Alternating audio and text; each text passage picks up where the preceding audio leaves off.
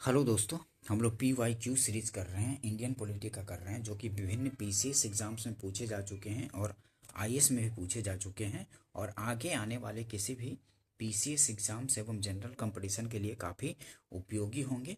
ठीक है दोस्तों, जनरल में जैसे कि BSSC graduate level, inter level, Bihar दरोगा एवं यूपी में भी जो SI का पेपर होता है या फिर शिक्षक के जो पेपर होते हैं BPSC के थ्रू या फिर अन्य स्टेट में भी जो टीचर्स के एग्ज़ाम होते हैं उनके लिए भी काफ़ी उपयोगी सेशन होंगे। ये इंडियन पॉलिटी का PYQ कर रहे हैं, मतलब भारतीय राज्य व्यवस्था एवं शासन से संबंधित PYQ। चलिए स्टार्ट करते हैं। लोक लेखा समिति अपनी रिपोर्ट प्रस्तुत करती है, तो लोक लेखा समिति अपनी रिपोर्ट किसे प्रस्तुत करती है? तो लोकसभा के स्पीकर को, लोकसभा के अध्यक्ष को प्रस्तुत करती है। ए आंसर होगा, ध्यान रखेंगे। नेक्स्ट क्वेश्चन देखते हैं। संसद की लोक लेखा समिति का प्रमुख कार्य क्या है? तो संसद की लोक लेखा समिति का प्रमुख जो कार्य है वो है शासन के वित्तीय लेखा एवं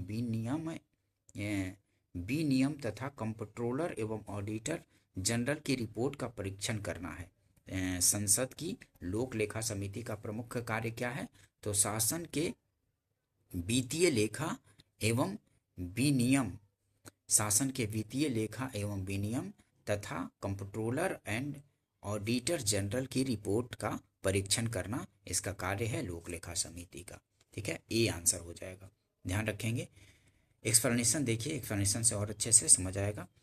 लोक लेखा समिति पब्लिक अकाउंट कमेटी लोक व्ययों पर नियंत्रण रखने वाली एक संसदीय समिति है। ठीक है, संसदीय समिति है, लोक व्ययों पर नियंत्रण रखने वाली एक संसदीय समिति है। इसका उद्देश्य लोक व्यय के दुरुपयोग एवं अनियमितताओं को सदन के समक्ष उजागर करना होता है। यह उन लोक प्राधिकारियों के विरुद्ध कार्यवाही की भी सिफारिश करती है जो व्यय के दुरुपयोग हेतु उत्तरदायी पाए जाते हैं। समिति नियंत्रक एवं महालेखा परीक्षक की रिपोर्ट को आधार मानकर लोक व्ययों का प्रति परीक्षण करती है। सामान्यतः विपक्ष के लोकसभा सदस्य को इसका अध्यक्ष नियुक्त किए जाने की प्रथा 1967-68 से है। मतलब कि जो लोक लेखा समिति के अध्यक्ष होते हैं वो विपक्ष के किसी लोकसभा के सदस्य को चुना जाता है। ठीक है, नियुक्त किया जाता है। तो वही बोल रहा है कि सामान्यतः विपक्ष के लोकसभा सदस्य को इसका अध्यक्ष नियुक्त किए जाने की प्रथा 1967-68 से है। लोक लेखा समिति द्वारा अपनी रिपोर्ट लोकसभा के स्पीकर को प्रस्तुत की जाती है। ठीक है, लोक लेखा समिति द्वारा अपनी रिपोर्ट जो है लोकसभा के स्पीकर मतलब के अध्यक्ष को प्रस्तुत की जाती है, ध्यान रखेंगे इसको। नेक्स्ट क्वेश्चन देखते हैं। सूची 1 को सूची 2 से मिलान करना है। लोक लेखा समिति क्या है? तो लोक लेखा समिति जो है एक वित्तीय समिति है। ठीक है, ए का तीसरा हो जाएगा। और याचिका समिति क्या है? तो याचिका समिति है कार्यकारी समिति, याचिका समिति कार्यकारी समिति है। और स्टॉक बाजार स्कैम संयुक्त समिति क्या है? तो ये है तदर्थ समिति। ठीक है, स्टॉक बाजार स्कैम संयुक्त समिति तदर्थ समिति है, सी का पहला। और विभागीय समितियां क्या है? तो विभागीय समितियां हैं वित्तीय समिति। ठीक है, डी का तीसरा। तो ए का तीसरा, बी का चौथा, सी का पहला और डी का दूसरा, तो सी आंसर हो जाएगा, ध्यान रखेंगे। देखिए, लोक लेखा समिति क्या है? वित्तीय समिति है, याचिका समिति कार्यकारी समिति है और स्टॉक बाजार स्कैम संयुक्त समिति तदर्थ समिति है और विभागीय समितियां स्टैंडिंग समिति है। नेक्स्ट क्वेश्चन देखते हैं। राज्यसभा के सदस्यों को संबद्ध नहीं किया जाता, तो किससे संबद्ध नहीं किया जाता? राज्यसभा के सदस्यों को संबद्ध नहीं किया जाता, तो किसमें संबद्ध नहीं किया जाता? तो एस्टीमेट कमेटी से संबद्ध नहीं होता है, मतलब कि प्राक्कलन समिति में राज्यसभा के सदस्य नहीं होते हैं। पब्लिक अकाउंट कमेटी में तो होते हैं, ठीक है, ये लोकसभा और राज्यसभा के सदस्यों से ही मिलकर बनता है। और सार्वजनिक उद्यमों की कमेटी में भी लोकसभा और राज्यसभा के सदस्य होते हैं, लेकिन एस्टीमेट कमेटी में सिर्फ लोकसभा के सदस्य होते हैं। तो दूसरा आंसर सही हो जाएगा। इसमें राज्यसभा के सदस्य संबद्ध नहीं होते हैं, तो सी आंसर हो जाएगा दूसरा, ठीक है, दूसरा सही है। देखिए एक्सप्लेनेशन, इससे और अच्छे से समझ आएगा। प्राक्कलन समिति एस्टीमेट कमेटी के सभी 30 सदस्य लोकसभा से लिए जाते हैं तथा इसमें राज्यसभा के सदस्यों को संबद्ध नहीं किया जाता है, जबकि लोक लेखा समिति और सार्वजनिक उद्यमों की कमेटी दोनों में 15 सदस्य लोकसभा से और 7 सदस्य राज्यसभा से लिए जाते हैं, ठीक है, ध्यान रखेंगे। नेक्स्ट क्वेश्चन देखते हैं। प्राक्कलन समिति संसद के किस सदन के सदस्यों से गठित की जाती है? तो केवल लोकसभा के सदस्य होते हैं प्राक्कलन समिति, या इसको बोलते हैं एस्टीमेट कमेटी भी। तो इसमें सिर्फ लोकसभा के सदस्य होते हैं, 30 सदस्य होते हैं, ध्यान रखेंगे। नेक्स्ट क्वेश्चन देखते हैं। निम्नलिखित में से कौन सी भारतीय संसद की वित्तीय समितियां हैं? तो निम्नलिखित में से कौन सी भारतीय संसद की वित्तीय समितियां हैं? तो वित्तीय समितियां कौन सी है? सार्वजनिक लेखा समिति, इसी को भी लोक लेखा समिति या पब्लिक अकाउंट कमेटी कहते हैं। ये प्राक्कलन समिति, एस्टीमेट कमेटी और सार्वजनिक उपक्रम समिति, ये तीनों जो हैं वित्तीय समितियां हैं, ठीक है। संसद की, भारतीय संसद की वित्तीय समितियां हैं कौन कौन? सार्वजनिक लेखा समिति, प्राक्कलन समिति और सार्वजनिक उपक्रम समिति, ये तीनों हैं वित्तीय समितियां। तो डी आंसर हो जाएगा, ध्यान रखेंगे। 1 2 3 तीनों वित्तीय समितियां हैं। देखिए, सार्वजनिक लेखा समिति, प्राक्कलन समिति और सार्वजनिक उपक्रम समिति, ये तीनों भारतीय संसद की वित्तीय अस्थायी समितियां हैं, ठीक है, वित्तीय अस्थायी समितियां हैं, ध्यान रखेंगे इसको। नेक्स्ट क्वेश्चन देखते हैं। निम्नलिखित में से कौन संसद की अस्थायी समिति नहीं है? ठीक है, निम्नलिखित में से कौन सी संसद की अस्थायी समिति नहीं है, ये पूछ रहा है। लोक लेखा समिति, आकलन समिति, अनुसूचित जातियों एवं अनुसूचित जनजातियों की कल्याण समिति, सार्वजनिक उपक्रम समिति, ये चारों में से कौन सी अस्थायी नहीं है, ये पूछ रहा है। और इसमें डिटेल्स में जाकर के देखते हैं। संसदीय समितियां 2 प्रकार की होती हैं। अस्थायी समिति, स्टैंडिंग कमेटी इसको बोलते हैं, अस्थायी समिति, स्टैंडिंग कमेटी, और तदर्थ समितियां एडहॉक कमेटी। कुछ अपवादों को छोड़कर दोनों सदनों में समितियों का ढांचा समान होता है। अस्थायी समितियों में 3 मुख्य वित्तीय समितियां हैं। अस्थायी समितियों में 3 मुख्य वित्तीय समितियां कौन कौन सी हैं? आकलन समिति, लोक लेखा समिति, सार्वजनिक उपक्रम समिति, ठीक है। तो जो अस्थायी समितियों में 3 मुख्य वित्तीय समितियां कौन कौन सी है? आकलन समिति, मतलब प्राक्कलन समिति, लोक लेखा समिति, सार्वजनिक उपक्रम समिति, ये तीनों अस्थायी समिति हैं। अन्य अस्थायी समितियों में जांच समिति, संवीक्षा समिति, ये संवीक्षण समिति, सदन के दिन प्रतिदिन की कार्यवाहियों से संबंधित समिति, अनुसूचित जातियों और अनुसूचित जनजातियों के कल्याण संबंधी समिति, और सदस्यों की सुविधाओं के प्रावधान से संबंधित समिति आदि प्रश्न अनुसार चारों विकल्प उल्लेखित समितियां अस्थायी समितियां हैं, ठीक है। जो चारों विकल्प में हैं ये सारे अस्थायी समिति हैं, स्टैंडिंग कमेटी हैं। देखिए, लोक लेखा समिति ये भी अस्थायी समिति हैं, आकलन समिति ये भी अस्थायी समिति हैं, अनुसूचित जातियों एवं अनुसूचित जनजातियों के कल्याण संबंधी समिति ये भी है, अस्थायी समिति ही है, और सार्वजनिक उपक्रम समिति ये भी अस्थायी समिति हैं।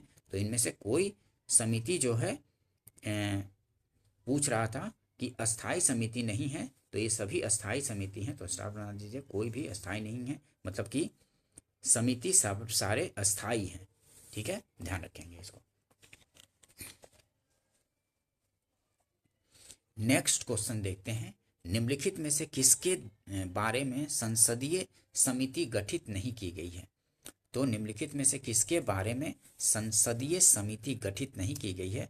तो सार्वजनिक उद्यमों के बारे में तो गठित है, सरकारी आश्वासनों के बारे में भी है, आकलन के बारे में भी है, अल्पसंख्यकों के कल्याण के बारे में नहीं है।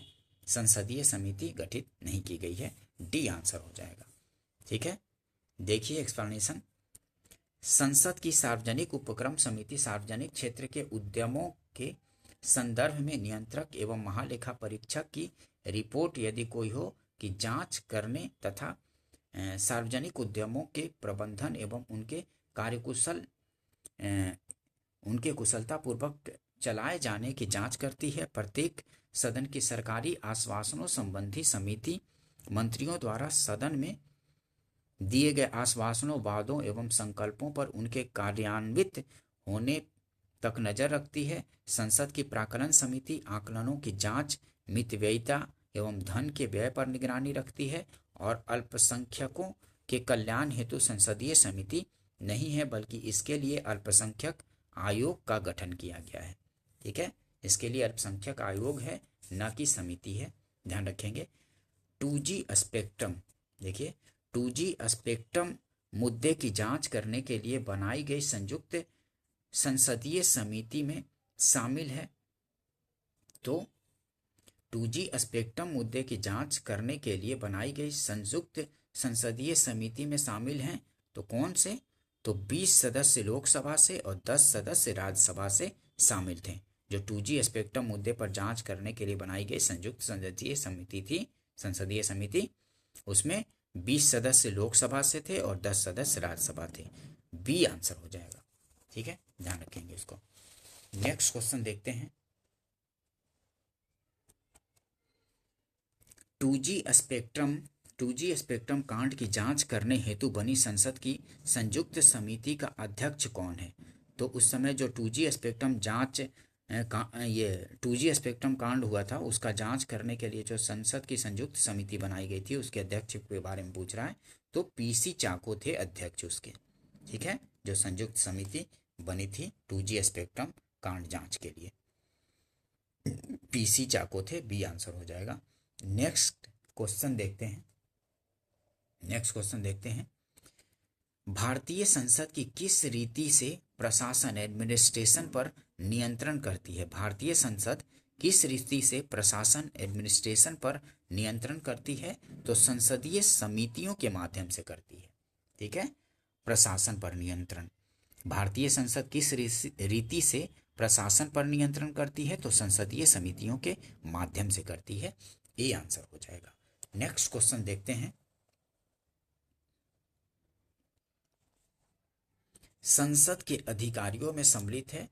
तो संसद के अधिकारियों में सम्मिलित है तो लोकसभा के अध्यक्ष, लोकसभा के उपाध्यक्ष, लोकसभा के महासचिव और राज्यसभा के अध्यक्ष। तो ये सभी संसद के अधिकारियों में सम्मिलित हैं। डी आंसर हो जाएगा। ये सभी चारों संसद के अधिकारियों में सम्मिलित हैं। कौन कौन? तो लोकसभा अध्यक्ष, लोकसभा उपाध्यक्ष, लोकसभा के महासचिव और राज्यसभा के अध्यक्ष, चारों। डी आंसर हो जाएगा। नेक्स्ट क्वेश्चन देखते हैं।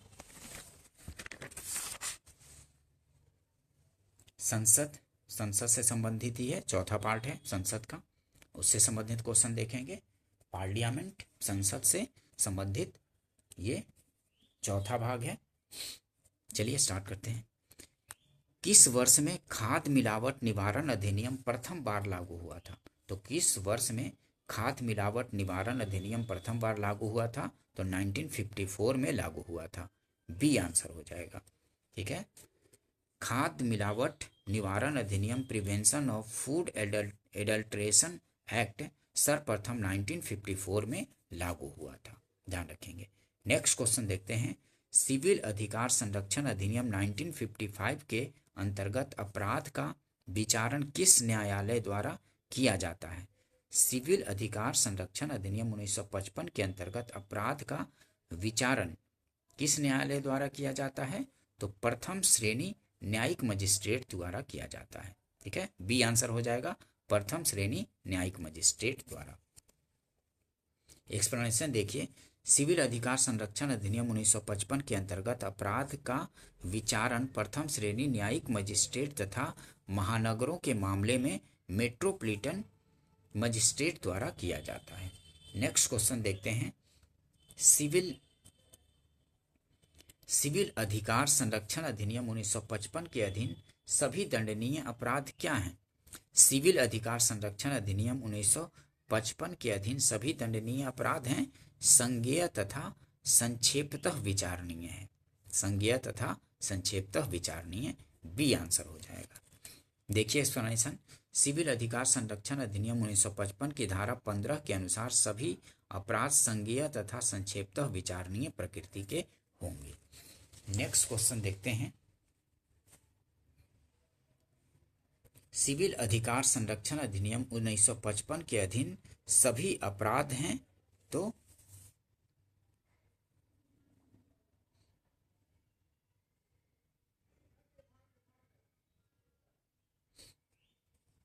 देखिए इसको एक्सप्लेनेशन से देखेंगे। सिविल अधिकार संरक्षण अधिनियम 1955 के अधीन सभी अपराध हैं, क्या हैं?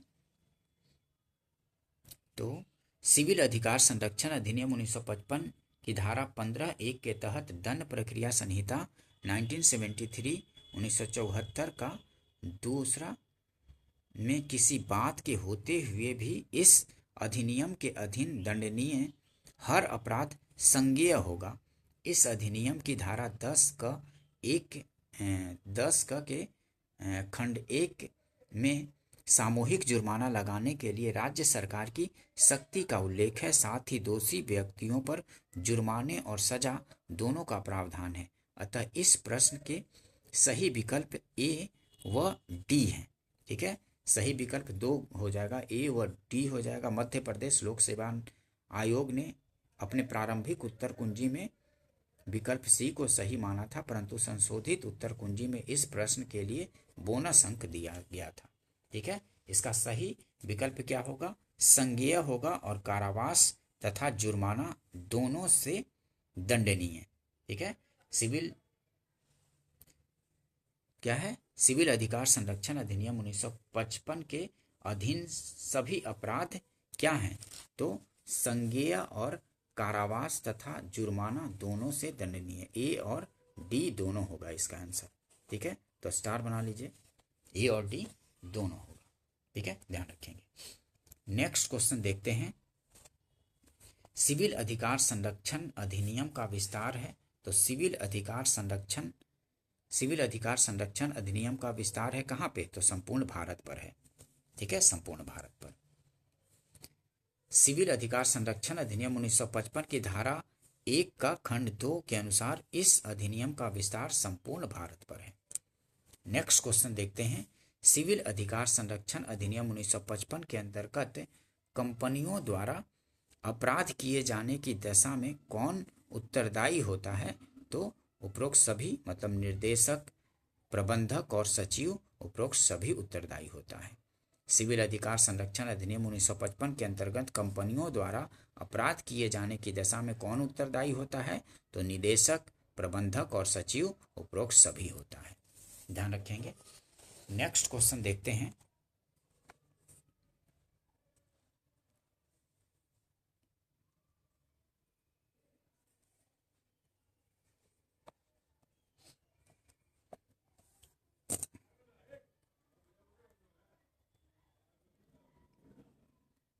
नेक्स्ट क्वेश्चन देखते हैं, निम्नलिखित में से कौन सुमेलित नहीं है पूछ रहा है।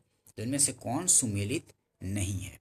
तो इनमें सुमेलित नहीं है 73वां संविधान संशोधन, शहरी क्षेत्रों के स्थानीय निकायों के चुनाव में महिलाओं के लिए स्थानों का आरक्षण, नहीं, ये सुमेलित नहीं है, सी आंसर हो जाएगा। ठीक है, हिंदू विवाह अधिनियम 1955 सही है, हिंदू उत्तराधिकार अधिनियम 1956 ये भी सही है, सती निरोध अधिनियम 1987 ये भी सही है, लेकिन सी सही नहीं है। ध्यान रखेंगे। देखिए एक्सप्लेनेशन, हिंदू विवाह अधिनियम 1955 में, हिंदू उत्तराधिकार अधिनियम 1956 में तथा सती निरोध अधिनियम 1987 में लागू हुआ था। शहरी क्षेत्रों के स्थानीय निकायों के चुनाव में महिलाओं के लिए स्थानों का आरक्षण 73वें नहीं बल्कि 74वें संविधान संशोधन द्वारा किया गया था। ठीक है, मतलब शहरी निकायों के लिए 74वां संविधान संशोधन द्वारा किया गया था। ध्यान रखेंगे, ना कि 73वां द्वारा। नेक्स्ट क्वेश्चन देखते हैं, निम्न में से कौन सामाजिक अधिनियम नहीं है? तो निम्न में से कौन सामाजिक अधिनियम नहीं है इनमें से? तो मीसा जो है सामाजिक अधिनियम नहीं है, ये आंसर हो जाएगा। देखिए मीसा के बारे में, मीसा आंतरिक सुरक्षा अधिनियम 1971 में बना तथा 1977 में निरस्त कर दिया गया। यह आंतरिक सुरक्षा के संदर्भ में बनाया गया अधिनियम था, अतः यह सामाजिक अधिनियम नहीं है, जबकि प्रश्नगत शेष तीनों अधिनियम सामाजिक सौहार्द एवं सामाजिक दोष निवारण हेतु बनाए गए अधिनियम है। ठीक है, ये जो मीसा था ये आंतरिक सुरक्षा के संदर्भ में बनाया गया था। मीसा आंतरिक सुरक्षा अधिनियम 1971 में बना था और 1977 में इसको निरस्त कर दिया गया था। ठीक है, ध्यान रखेंगे। तो यही पूछ रहा है कि निम्न में से कौन सामाजिक अधिनियम नहीं है? तो मीसा जो है ये आंतरिक सुरक्षा अधिनियम था, ध्यान रखेंगे। और एंटी डॉरी एक्ट ये सामाजिक अधिनियम था। ठीक है, सामाजिक अधिनियम। और ये प्रोटेक्शन ऑफ सिविल राइट्स ये भी सामाजिक अधिनियम। Prevention of immoral traffic act ये भी सामाजिक था, लेकिन ये आंतरिक सुरक्षा से जुड़ा हुआ था मीसा। नेक्स्ट क्वेश्चन देखते हैं, भारतीय विधान के प्रावधानों के अंतर्गत क्या पूछ रहा है कि भारतीय विधान के प्रावधानों के अंतर्गत उपभोक्ता के अधिकारों विशेषाधिकारों के संदर्भ में निम्नलिखित में से कौन सा या से कथन सही है? कौन सा कथन सही पूछ रहा है? भारतीय विधान के प्रावधानों के अंतर्गत उपभोक्ता के अधिकारों विशेषाधिकारों के संदर्भ में कौन इनमें से कथन सही है, ये पूछ रहा है। ठीक है, तो उपभोक्ताओं को सही उत्तर चुनना है। 3 विकल्प दिए गए हैं। उपभोक्ताओं को खाद की जांच करने के लिए नमूने लेने का अधिकार, सही है। उपभोक्ताओं को खाद की जांच के लिए नमूने लेने का अधिकार है, सही है। उपभोक्ता यदि उपभोक्ता मंच में अपनी शिकायत दर्ज करता है तो उसे इसके लिए कोई फीस नहीं देनी होती है, ये गलत है, फीस देनी होती है। ठीक है, उपभोक्ता की मृत्यु हो जाने पर उसका वैधानिक उत्तराधिकारी उसकी ओर से उपभोक्ता मंच में शिकायत दर्ज कर सकता है। तो ये सही है, पहला और तीसरा सही है, तो सी आंसर हो जाएगा। पहला और तीसरा सही, सी आंसर हो जाएगा। ठीक है, ध्यान रखेंगे। नेक्स्ट एक्सप्लेनेशन देख लीजिए, इससे और अच्छे से समझ आएगा उपभोक्ता अधिकार से संबंधित। सन 1986 में भारत सरकार के द्वारा उपभोक्ता के अधिकारों के संरक्षण के लिए उपभोक्ता संरक्षण अधिनियम 1986 पारित किया गया। इसके तहत उपभोक्ताओं को खाद की जांच करने के लिए नमूने लेने का अधिकार है। उपभोक्ता गड़बड़ी पाए जाने पर उपभोक्ता फोरम में अपनी शिकायत दर्ज कर सकता है, इसके लिए उसे मामूली फीस देनी पड़ती है।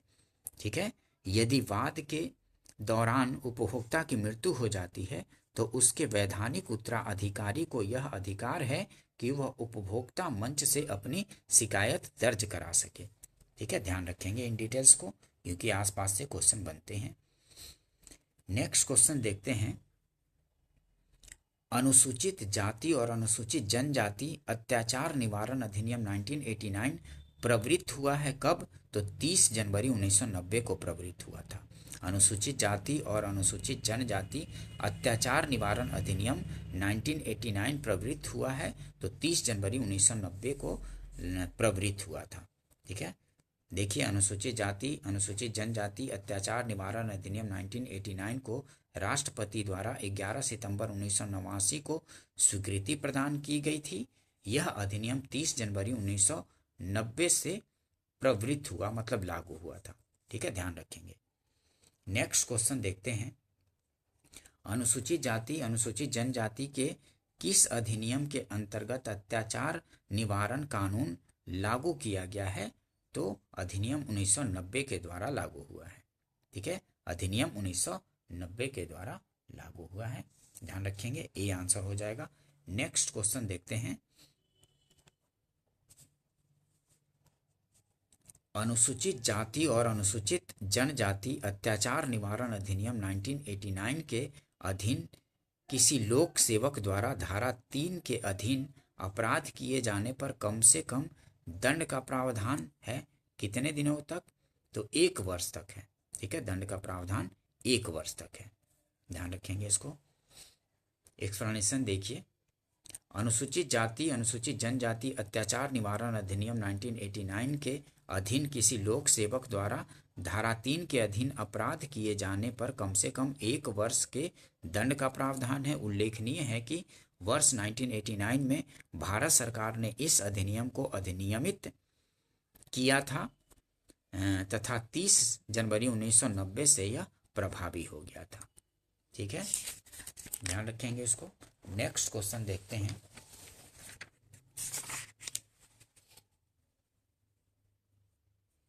अनुसूचित जाति और अनुसूचित जनजाति अत्याचार निवारण अधिनियम 1989 के अधीन अपराधों का विचारण करने के लिए राज्य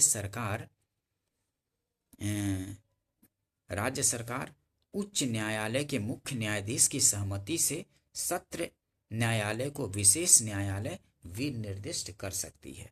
ठीक है, उच्च न्यायालय के मुख्य न्यायाधीश की सहमति से सत्र न्यायालय को विशेष न्यायालय विनिर्दिष्ट कर सकती है, ध्यान रखेंगे। क्या बोल रहा है? अनुसूचित जाति और अनुसूचित जनजाति अत्याचार निवारण अधिनियम 1989 के अधीन अपराधों का निवारण करने के लिए राज्य सरकार उच्च न्यायालय के मुख्य न्यायाधीश की सहमति से सत्र न्यायालय को विशेष न्यायालय विनिर्दिष्ट कर सकती है, ध्यान रखेंगे इसको। नेक्स्ट क्वेश्चन देखते हैं। अनुसूचित जाति और अनुसूचित जनजाति अत्याचार निवारण अधिनियम अनुसूचित जाति और अनुसूचित जनजाति की उन्नति के लिए एक प्रावधान है जो निम्न में से किस एक सिद्धांत पर आधारित है? तो संरक्षा विभेद का सिद्धांत पर आधारित है। ठीक है, संरक्षा विभेद के सिद्धांत पर, सी आंसर हो जाएगा। देखिए, एक्सप्लेनेशन से और अच्छे समझ आएगा। अनुसूचित जाति अनुसूचित जनजाति अत्याचार निवारण अधिनियम 1989 संरक्षा विभेद के सिद्धांत पर आधारित है।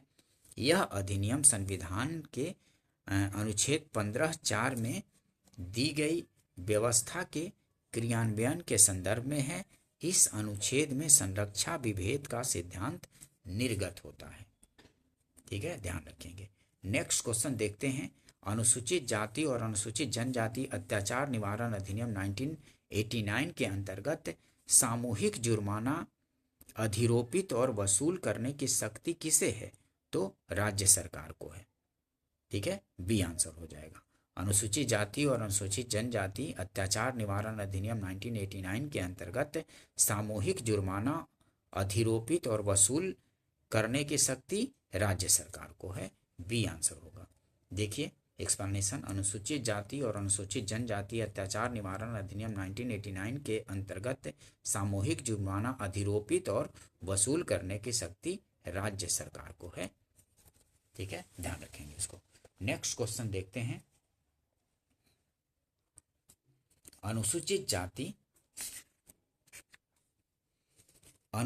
जाति और अनुसूचित जनजाति अत्याचार निवारण अधिनियम 1989 के अधीन अपराध अभियोजन में न्यायालय निम्न में से क्या उपधारित कर सकता है?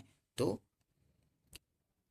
दुष्प्रेरण, सामान्य आशय और सामान्य उद्देश्य उपरोक्त सभी धारण कर सकता है, उपधारित कर सकता है। ठीक है, अनुसूचित जाति अनुसूचित जनजाति अत्याचार निवारण अधिनियम 1989 के अधीन अपराध अभियोजन में न्यायालय निम्न में से क्या उपधारित कर सकता है? तो उपरोक्त सभी हो जाएगा। दुष्प्रेरण, सामान्य आशय और सामान्य उद्देश्य, ये सभी हो जाएंगे, डी आंसर हो जाएगा। ठीक है, नेक्स्ट क्वेश्चन देखते हैं। अनुसूचित जाति और अनुसूचित जनजाति अत्याचार निवारण अधिनियम 1989 के अधीन निम्न में से क्या पूर्णतः निषिद्ध है? तो पूर्णतः निषिद्ध है गिरफ्तारी पूर्व जमानत। ठीक है, गिरफ्तारी पूर्व जमानत नहीं हो सकता है, इसमें पूर्णतः निषिद्ध है। अनुसूचित जाति और अनुसूचित जनजाति अत्याचार निवारण अधिनियम 1989 के अधीन निम्न में से क्या पूर्णतः निषिद्ध है? तो गिरफ्तारी पूर्ण जमानत पूर्णतः निषिद्ध है, ए आंसर हो जाएगा। देखिए एक्सप्लेनेशन, अनुसूचित जाति अनुसूचित जनजाति अत्याचार निवारण अधिनियम 1989 के अधीन गिरफ्तारी पूर्व जमानत पूर्णतः निषिद्ध है, ध्यान रखेंगे इसको। नेक्स्ट क्वेश्चन देखते हैं। अनुसूचित जाति अनुसूचित जनजाति अत्याचार निवारण अधिनियम 1989 के अधीन किए गए अपराध का अन्वेषण ऐसे पुलिस अधिकारी द्वारा किया जाएगा जो उप अधीक्षक रैंक से कम न हो। ठीक है, ऐसे अधिकारी द्वारा इसका जांच किया जाए, ये अन्वेषण किया जाएगा जो उप अधीक्षक रैंक से कम न हो। ध्यान रखेंगे इसको, सी आंसर हो जाएगा। देखिए एक्सप्लेनेशन, अनुसूचित जाति अनुसूचित जनजाति अत्याचार निवारण अधिनियम 1989 की धारा 17(1) के तहत इस अधिनियम के अधीन किए गए अपराध का अन्वेषण ऐसे पुलिस अधिकारी द्वारा किया जाएगा जो उप अधीक्षक रैंक से कम का ना हो। ठीक है, ध्यान रखेंगे। नेक्स्ट क्वेश्चन देखते हैं, निम्नलिखित शक्तियों में से कौन सी एक अनुसूचित जाति और अनुसूचित जनजाति अत्याचार निवारण अधिनियम के अधीन विनिर्दिष्ट विशेष न्यायालय को नहीं दी गई है, तो पुलिस से भिन्न किसी व्यक्ति को अतिरिक्त अन्वेषण करने के लिए अधिकृत करना ये नहीं दी गई है। ठीक है, पुलिस से भिन्न किसी व्यक्ति को अतिरिक्त अन्वेषण करने के लिए अधिकृत करना ये नहीं दी गई है, बी आंसर हो जाएगा। देखिए एक्सप्लेनेशन,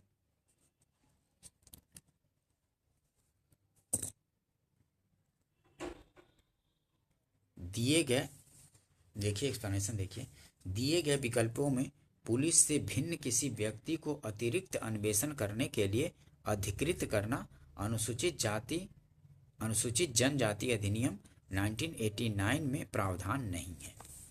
ठीक है, नेक्स्ट क्वेश्चन देखते हैं, अनुसूचित जाति और अनुसूचित जनजाति अत्याचार निवारण अधिनियम 1989 के अधीन विशेष न्यायालय निम्न में से कौन सी शक्ति का प्रयोग नहीं कर सकता, तो सामूहिक जुर्माना आरोपित करना ये नहीं कर सकता।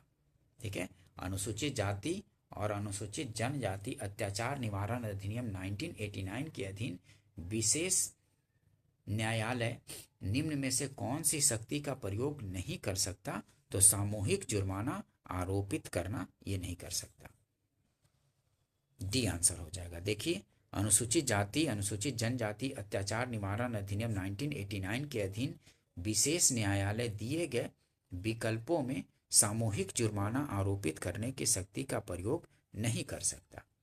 ठीक है, ध्यान रखेंगे। नेक्स्ट क्वेश्चन देखते हैं, अनुसूचित जाति और अनुसूचित जनजाति अत्याचार निवारण अधिनियम 1989 के अधीन अपराध के लिए अभियोजन में अभियुक्त अपने बचाव में अभिभाग नहीं ले सकता है कि क्या कार्य निजी प्रतिरक्षा के अधिकार के प्रयोग में किया गया था, वह भी पीड़ित की ही जाति का है, कार्य से इतनी थोड़ी हानि हुई है कि जो शिकायत का विषय नहीं हो सकता, उपरोक्त में से कोई नहीं। तो देखिए एक्सप्लेनेशन से पता चलेगा, अनुसूचित जाति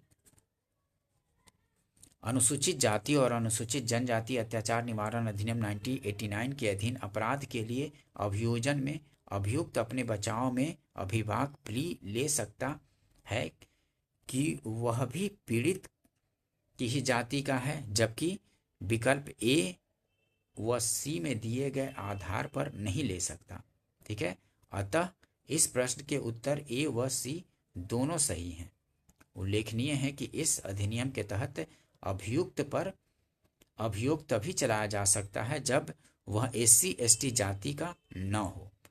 ठीक है, उल्लेखनीय है कि मध्य प्रदेश लोक सेवा आयोग ने संशोधित उत्तर कुंजी में एक से अधिक उत्तर सही होने के कारण इस प्रश्न के लिए बोनस अंक प्रदान किए थे। इसमें से आंसर हो जाएगा ए और सी। ठीक है, अभिभाग नहीं ले सकता, क्यों, तो कार्य निजी प्रतिरक्षा के अधिकार के प्रयोग में किया गया था और कार्य से इतनी थोड़ी अपहानि हुई जो शिकायत का विषय नहीं हो सकता है। ठीक है, ध्यान रखेंगे इसको। नेक्स्ट क्वेश्चन देखते हैं, अनुसूचित जाति और अनुसूचित जनजाति अत्याचार निवारण अधिनियम के अधीन अपराधों का विचारण करने के लिए सेशन न्यायालय को विशेष न्यायालय के रूप में विनिर्दिष्ट करने का प्रयोजन है? तो शीघ्र विचारण, ठीक है, शीघ्र विचारण करने का प्रयोजन है। ठीक है, अनुसूचित जाति और अनुसूचित जनजाति अत्याचार निवारण अधिनियम के अधीन अपराधों का विचारण करने के लिए सेशन न्यायालय को विशेष न्यायालय के रूप में विनिर्दिष्ट करने का प्रयोजन है शीघ्र विचारण। ये आंसर हो जाएगा। ठीक है, ध्यान रखेंगे इसको। देखिए एक्सप्लेनेशन, अनुसूचित जाति और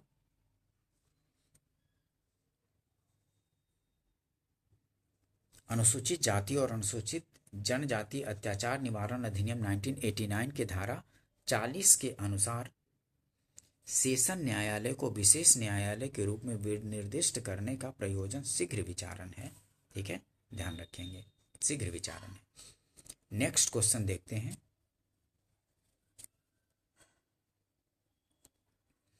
सरकार ने अनुसूचित क्षेत्रों के पंचायत विस्तार सरकार ने अनुसूचित क्षेत्रों में पंचायत विस्तार अधिनियम 1966 में अधिनियमित किया। निम्नलिखित में से कौन सा एक उसके उद्देश्य के रूप में अभिज्ञात नहीं है? तो जनजातीय क्षेत्रों में स्वायत्त क्षेत्रों का निर्माण करना इसमें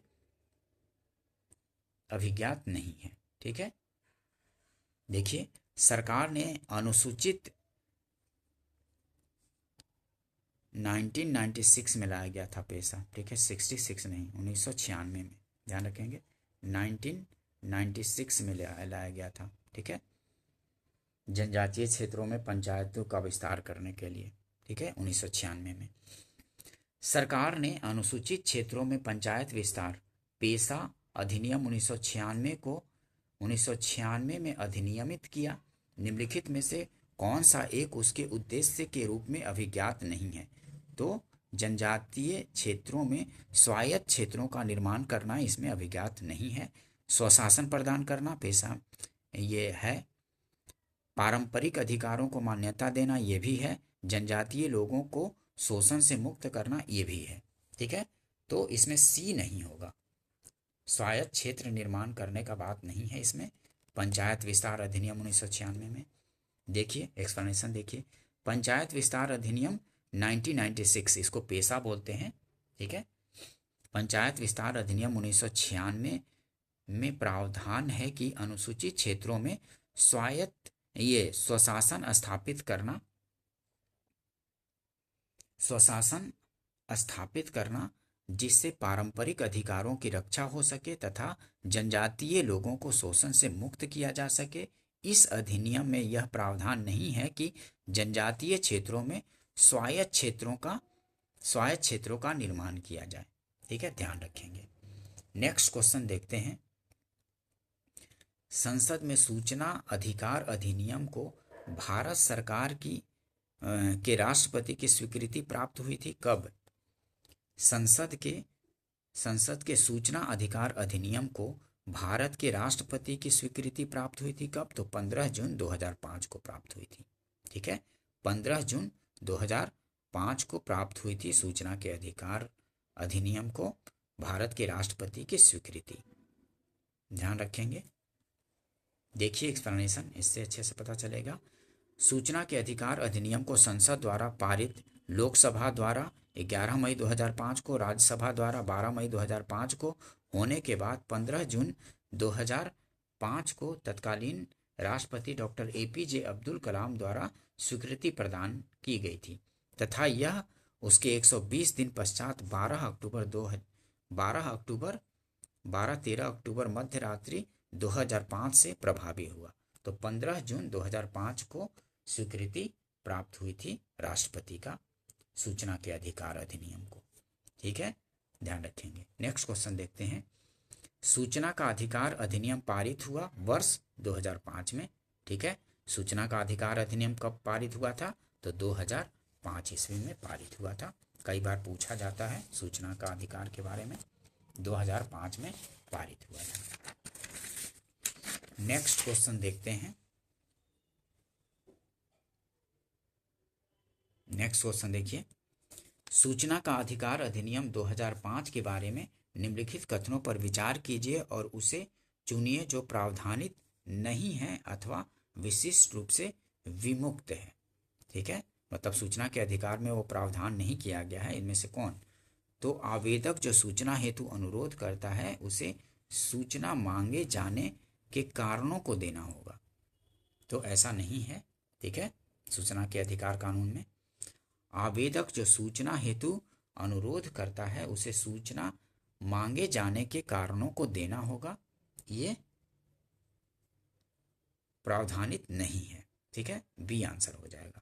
सूचना का अधिकार अधिनियम 2005 के बारे में निम्नलिखित कथनों पर विचार कीजिए और उसे चुनिए जो प्रावधानित नहीं है अथवा विशिष्ट रूप से विमुक्त है। तो ये आवेदक जो सूचना हेतु अनुरोध करता है उसे सूचना मांगे जाने के कारणों को देना होगा, ऐसा नहीं है, बी आंसर हो जाएगा। देखिए एक्सप्लेनेशन, सूचना का अधिकार अधिनियम 2005 में विकल्प डी में दिए गए प्रावधान के अतिरिक्त सभी प्रावधान हैं। विकल्प बी का स्पष्टीकरण इस प्रकार है, सूचना का अधिकार अधिनियम 2005 के अध्याय 2 के खंड 6 के उपखंड 2 के अनुसार सूचना के लिए अनुरोध करने वाले आवेदक को सूचना का अनुरोध करने के लिए किसी कारण को या किसी अन्य व्यक्तिगत ब्यौरे को सिवाय उसके जो उससे संपर्क करने के लिए आवश्यक हो देने की अपेक्षा नहीं की जाएगी। ठीक है, कोई कारण देने की अपेक्षा नहीं की जाती है। ठीक है, ध्यान रखेंगे। ठीक है दोस्तों, अगर सेशन पसंद आया हो तो इसको लाइक कीजिए, अपने फ्रेंड सर्कल में ग्रुप में शेयर भी कर दीजिए और सब्सक्राइब भी कर लीजिए ताकि इस तरह के इम्पोर्टेंट वीडियो आप लोगों के लिए लाया जाता रहे और भी सब्जेक्ट का, विभिन्न सब्जेक्ट का, और आपकी तैयारी और भी बेहतर हो सके। ठीक है, पीसीएस का भी और साथ में जनरल कंपटीशन अगर दे रहे हो तो उसके लिए भी। ठीक है, क्योंकि कहीं भी सामान्य अध्ययन से क्वेश्चन पूछे जाते हैं तो आसपास से ही क्वेश्चन आते रहते हैं। ठीक है, ठीक है दोस्तों, मिलते हैं नेक्स्ट वीडियो में। वीडियो देखने के लिए थैंक यू दोस्तों।